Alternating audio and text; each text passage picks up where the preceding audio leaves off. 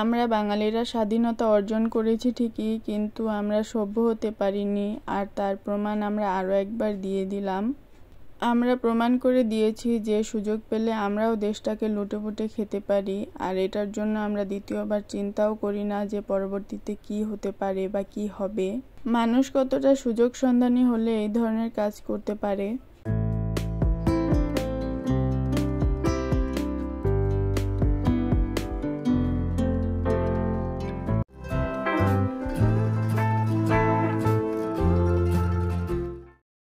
আসসালামু আলাইকুম এভরিওয়ান, আপনারা সবাই কেমন আছেন? আশা করছি ভালো। আলহামদুলিল্লাহ, আমরাও ভালো আছি, সুস্থ আছি। আমি সানজিদা, আর আপনারা দেখছেন এসবি সানজিদাস ব্লগ চ্যানেল।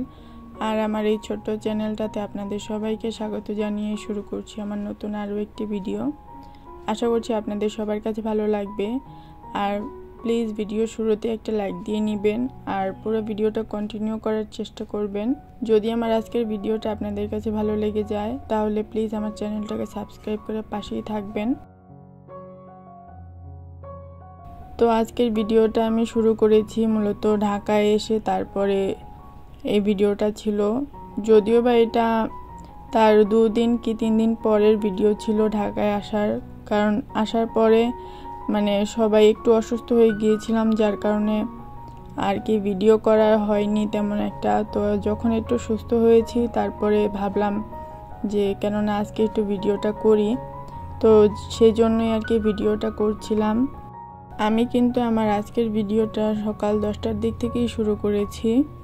আর আমি গ্রামে যাওয়ার আগে তো দেখিয়েছিলাম যে আমার গাছগুলো আমি সব বারান্দায় এনে রেখেছিলাম। তো পরবর্তীতে তারা কি অবস্থায় আছে ভাবলাম সেটাই আজকে আপনাদের সঙ্গে শেয়ার করি। আর দেখতেই পাচ্ছেন যে আমার গাছগুলো মাশাআল্লাহ অনেক ভালো অবস্থাতেই আছে।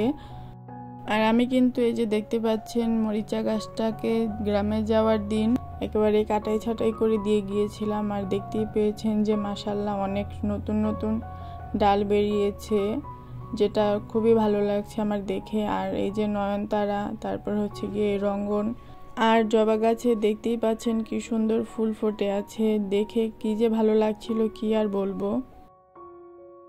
তো এই যে দেখতে পাচ্ছেন রঙ্গন গাছে কিন্তু নতুন নতুন আরও কুড়ি বের হচ্ছিল ফুলের, সে সাথে আরও অনেক ফুল ফুটতে এখনো বাকি ছিল। যদিও বা যাওয়ার আগ দিয়েও দেখে গিয়েছিলাম নতুন নতুন কুড়ি এসেছে, আর আস্তে আস্তে আবারও যে ফুল পাবো সেটা তো ভাবতেই পারিনি। মূলত এটা কিছুদিন আগে এই গাছটাকে কাটাই ছাটাই করে দিয়েছিলাম, যার কারণে হচ্ছে গিয়ে এখন ফুল দিচ্ছে, দেখে খুব ভালো লাগছিল।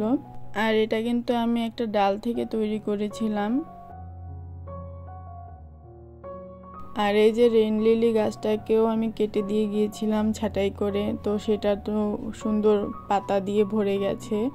যদিও বা রোদ পেলে কিন্তু যেই রকম বৃষ্টি হচ্ছিল তখন সেই হিসাবে ভালো পরিমাণেরই ফুল ফোটার কথা ছিল।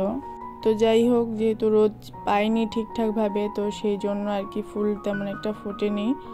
আর এই যে দেখতে পাচ্ছেন বাইরে ঝুম বৃষ্টি হচ্ছিল, যে কি বলবো, ভালোই লাগছিল। বিশেষ করে এই যে আমলকি গাছের চিরল চিরল পাতার মধ্যে যখন বৃষ্টির ফোঁটাগুলো পড়ছিল, দেখে এতটাই ভালো লাগছিল যে কি বলবো। আর তারপরেই চলে এলাম রান্নাঘরে। আজকে মূলত আমি রান্না করব, আম্মু একটু অসুস্থ সেই জন্যই আর কি। তো সেই জন্য রান্নাঘরে চলে আসলাম। আজকে মূলত মাছ ভুনা করব আর হচ্ছে গিয়ে ডাল ভুনা, তো সেই জন্য প্রস্তুতি নিয়ে নিচ্ছি। আর দেখতেই পাচ্ছেন মাছগুলোকে এখন সুন্দর করে ধুয়ে নিচ্ছি। আর এবার হচ্ছে গিয়ে এইদিকে আমি চুলাটাকেও আবার পরিষ্কার করে নিচ্ছি। যেহেতু এতদিন একটু অসুস্থ ছিলাম, যার কারণে রান্নাঘরে তেমন একটা আসা হয়নি। আম্মু যতটুকু পেরেছিল রান্না করেছে, তো সেই জন্য আম্মুও তেমন একটা ক্লিন করতে পারিনি। আমি ভাবলাম যে আজকে একটু হালকা করে ক্লিন করে নিই, তারপরে না হয় আবার সময় সুযোগ বুঝে ডিপ ক্লিন করে নিব। তো যাই হোক, ওইদিকে পরিষ্কার করে নিয়েছি, এবার হচ্ছে গিয়ে কাটাকাটি করে নিব। আর যেহেতু গ্রাম থেকে এসেছি, তো সব ধরনের মশলা তো আর থাকবে না, বাটার যেই মশলাগুলো, তো সেই জন্য আমি কিছু রসুন কুচি করে নিচ্ছি। এই রসুনগুলোকে একটু হালকা থেতো করে দিয়ে দিব হামানদিস্তায়, তো সেই জন্য কুচি করে নিচ্ছি। আর এই যে এবার হচ্ছে গিয়ে থেতো করে দিয়ে মাছটা রান্না করে নিব। কারণ অল্প কিছুই যেহেতু মশলা ছিল, তো সেই জন্য ভাবলাম কেন আবার ব্লেন্ডার নামিয়ে এবার এইরকম করতে যাব, তাই শর্টকাটেই রান্নাটা সারতে চাইছিলাম। তো এই জন্য হামানদিস্তার কাজটা সেরে নিচ্ছিলাম। তো এখন চলে আসলাম রান্না করতে। তো প্রথমে মাছটাকে ভেজে নিচ্ছি, আর মাছটাকে ভেজে নিতে নিতে আপনাদের সঙ্গে কিছু কথা শেয়ার করছি। জানি না আপনাদের কাছে আমার কথাগুলো কেমন লাগবে বা আপনাদের মন মতো হবে কিনা। মন মতো হলে তো হলো, না হলে প্লিজ এটাকে ক্ষমার দৃষ্টিতে দেখবেন। আপনারা অনেকে আমার আজকের কথার বিপক্ষে থাকতেই পারেন, তো তারপরেও বলছি আর কি।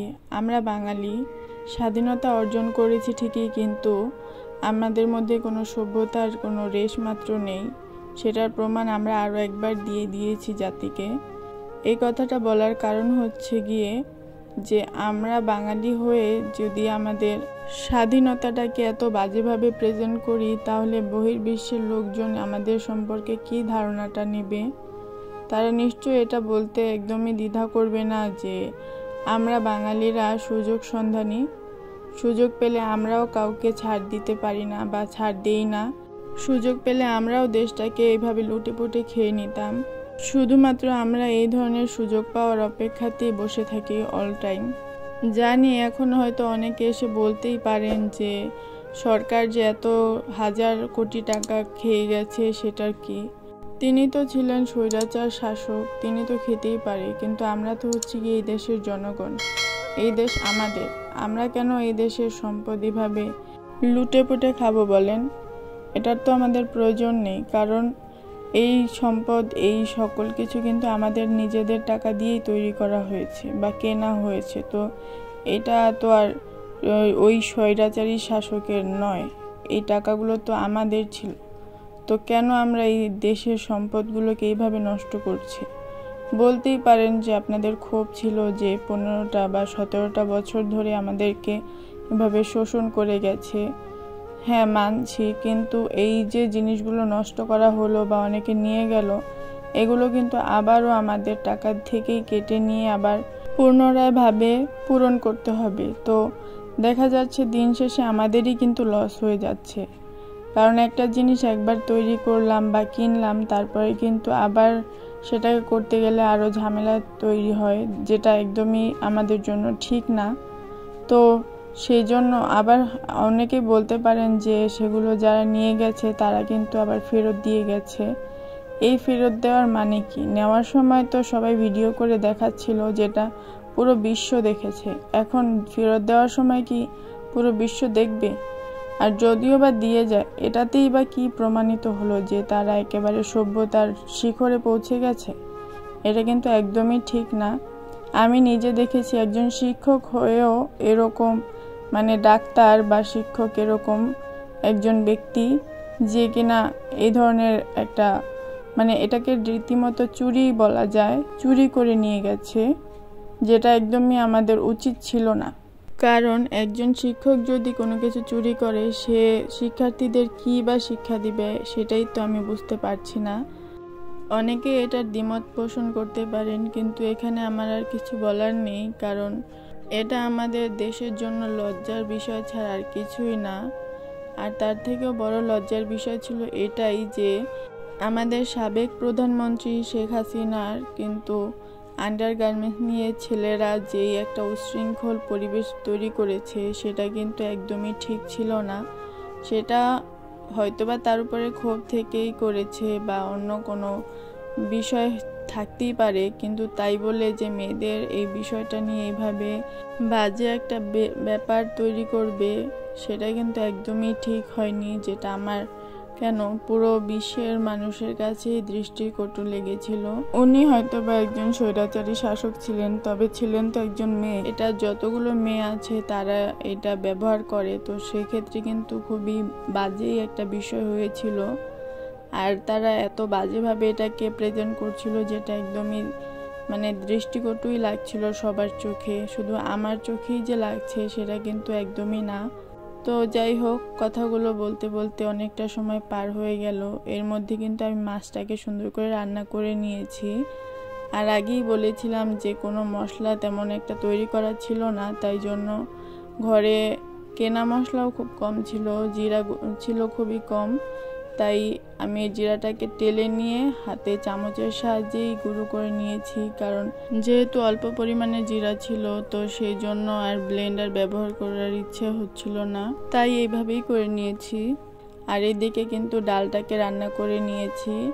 তো আজকের জন্য এই পর্যন্তই। সবাই ভালো থাকবেন, আমাদের জন্য দোয়া করবেন। আল্লাহ হাফেজ।